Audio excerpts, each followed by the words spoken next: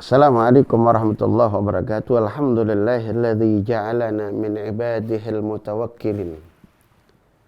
Wassalatu wassalam ala khatamun nabiyyin wa ala alihi wa sahbihi ajma'in, amma ba'du.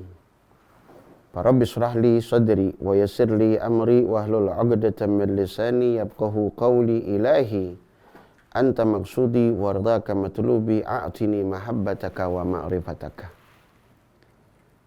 Sahabat Gansas yang dirahmati oleh Allah Subhanahu wa taala, semoga di bulan Ramadan yang penuh hikmah ini, di bulan Ramadan yang penuh dengan kenikmatan yang Allah berikan kepada kita, yang di dalamnya ada ampunan Allah, ada rahmatnya Allah, ada kebaikan yang Allah berikan kepada kita sebagai umatnya Nabi Muhammad.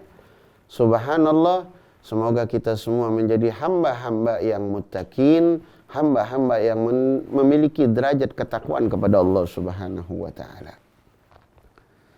Sahabat Gansas yang dimuliakan oleh Allah Subhanahu wa taala, ada satu cerita.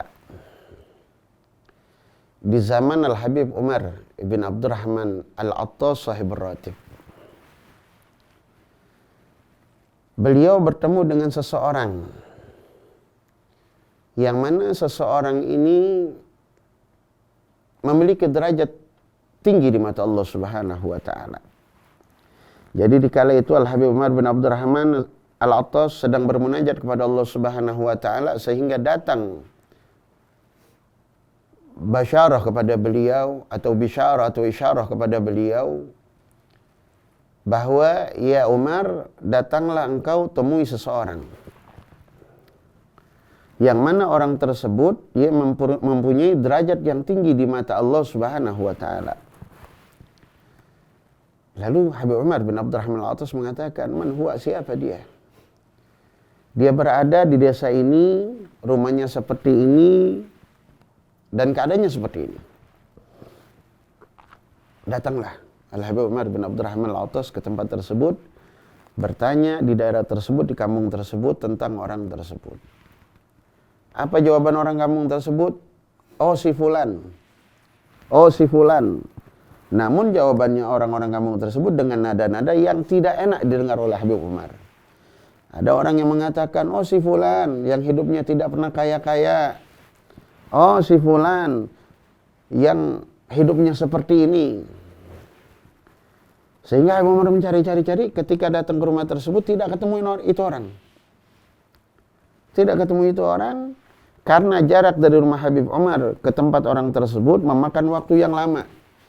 Ada dalam satu kitab mengatakan sehari penuh, 24 jam perjalanan baru sampai rumah orang tersebut. Ada yang mengatakan bahwa yomen, 2 hari baru sampai ke rumah orang tersebut.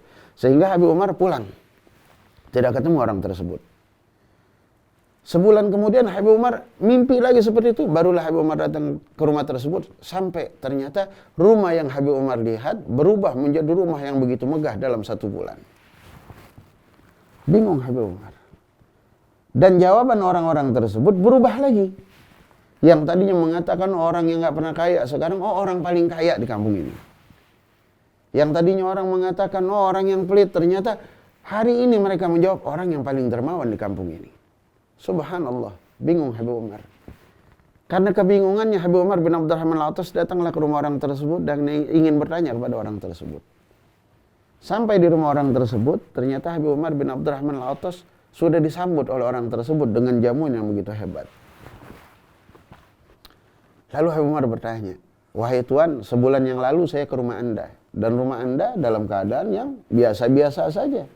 Bahkan perkataan orang-orang di kampung-kampung antum, ia mengatakan hakada wa hakada, hakada wa hakada, begini, begini, dan begini. Ya, perkataan yang tidak enak di telinga saya," kata Habib Umar. Namun ini hari saya datang, omongan tersebut berubah kebalikannya 180 derajat. Ada apakah ini semua? Dia cuma mengucapkan apa? Kata orang ini, "Kemarin saya belum dapat ilmunya. Lalu ketika engkau datang kemari, aku bertemu dengan seseorang, sehingga aku tidak pulang ke rumah ini. Ya, aku bertemu dengan seseorang yang notabene orang tersebut, ya mungkin dikatakan seorang pengemis. Lalu pengemis itu meminta-minta kepadaku. Ketika meminta kepadaku, Tuhan, berikan sedekahmu kepada aku. Aku berikan sedekah tersebut, ya. Lalu beliau mengatakan, hal anta la tas'al syai' min Allah, apakah engkau tidak meminta sesuatu kepada Allah? Kata pengemis tersebut. Lalu orang ini menjawab, ya aku ingin meminta segala sesuatu kepada Allah. Apa yang aku inginkan? Aku ingin jadi orang kaya, aku ingin jadi orang hebat, aku ingin jadi orang yang sukses. Apa orang tersebut menjawab? Pengemis tersebut mengatakan, falyatawakkal 'alallah fahuwa hasbuh.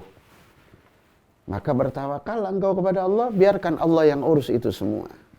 Dengan syarat, jangan tinggalkan ibadah kepada Allah, jangan tinggalkan berbuat kebaikan. Ketika engkau berusaha dengan ikhtiar yang tersebut, maka tawakal yang kau lakukan akan memberikan sebab yang baik untuk engkau. Dia berpikir, sehingga malamnya dia bermimpi bertemu dengan seseorang yang ternyata orang tersebut adalah Habib Umar bin Abdurrahman Al-Attas. Apa dikatakan? Kata Habib Umar di dalam mimpinya, apabila engkau ingin kaya, tawakal. Apabila engkau ingin jadi orang hebat, tawakal. Apabila engkau ingin menjadi orang yang dipandang orang, tawakal. Maksudnya tawakal apa? Berserah diri dengan apa yang kita lakukan kepada Allah Ta'ala. Kita ikhtiar, serahkan kepada Allah hasilnya. Kita sedekah, serahkan kepada Allah hasilnya. Kita bersilaturahmi kepada orang lain, serahkan hasilnya kepada Allah Ta'ala. Itu namanya tawakal. Tidak mengatur hasil, biarkan hasil Allah yang atur. Kita kerja, dapat uang, biarkan Allah yang atur. Ketika kita punya gaji 4.500.000, ketika Allah yang mengatur maka akan cukup. Namun apabila kita yang mengatur, pasti akan kurang. Jadi oleh karena itu, sifat tawakal ini harus ada pada diri kita. Kenapa? Kalau orang yang bertawakal, maka Allah akan sayang terhadap dirinya. Siapa orang yang bertawakal, pasti Allah cukupkan dalam hidupnya. Innallaha yuhibbul mutawakkilin. Allah cinta kepada orang-orang yang bertawakal, menyerahkan segala hasil daripada urusannya kepada Allah Subhanahu wa taala. Jangan intervensi Allah Subhanahu wa taala. Sebab Allah berkehendak terhadap segala sesuatu yang Allah ingin lakukan kepada hambanya. Innama amruhu idza arada syai'an ayyaqula lahu kun fayakun. Kalau Allah ingin mengurus hamba-hambanya, ketika Allah mengatakan kun fayakun, terjadi maka terjadilah. Tidak boleh hamba mengintervensi kebijakan atau ketentuan yang Allah berikan kepadanya. Maka hamba yang bertawakal, hamba yang akan selamat dunia dan akhirat. Semoga di bulan Ramadan ini kita dijadikan hamba yang bertawakal, dijadikan hamba yang selalu istiqamah di dalam berbuat kebaikan kepada Allah Subhanahu wa taala. Wallahu muwaffiq. Assalamualaikum warahmatullahi wabarakatuh.